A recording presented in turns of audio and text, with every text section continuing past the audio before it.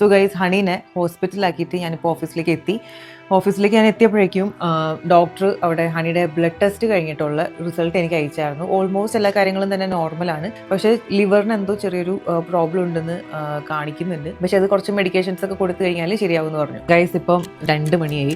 എനിക്ക് ക്ലിനിക്കിൽ നിന്ന് ഡോക്ടർ മെസ്സേജ് അയച്ചിട്ടുണ്ടായിരുന്നു. ഹണിയുടെ സർജറി ഒക്കെ കഴിഞ്ഞു, ഹണി ഓക്കെ ആണ്, ഹണി ഇപ്പോഴും ആ ഒരു അനസ്തേഷ്യയുടെ എഫക്റ്റിലാണ്.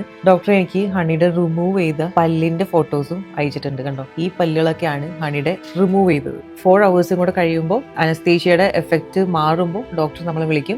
അപ്പോൾ നമുക്ക് ഹോസ്പിറ്റലിലേക്ക് പോവാം. ഇപ്പോൾ വൈകിട്ട് 7 മണിയായി. ഡോക്ടർ എന്നെ ഹോസ്പിറ്റലിൽ നിന്ന് വിളിച്ചായിരുന്നു. അപ്പോൾ നമ്മൾ നമ്മുടെ ഹണീനെ പിക്ക് ചെയ്യാൻ വേണ്ടി ഹോസ്പിറ്റലിലേക്ക് പോവാണ്. ഹണി എല്ലാം ഓക്കെ ആണ്, ഹണിക്കിപ്പോൾ ഒരു കുഴപ്പമില്ല എന്ന് ഡോക്ടർ പറഞ്ഞു. ഗൈസ് ദേ വന്നു ഗൈസ് നമ്മളുടെ ഹണി എല്ലാം കൊണ്ടും ഓക്കെ ആണ് ഗൈസ്. ഇനി ഒരു 5-6 ദിവസത്തെ മെഡിസിനും കൂടെ കഴിച്ചു കഴിഞ്ഞാൽ നമ്മുടെ ഹണി 100% ഓക്കെ ആകും എന്നാണ് ഡോക്ടർ പറഞ്ഞത്. നമ്മുടെ ഹണിയുടെ സർജറിക്കും മെഡിസിനും ഒക്കെ കൂടെ കോസ്റ്റ് വന്നത് ഏകദേശം 2391 ദിർഹമാണ് കേട്ടോ ഗൈസ്.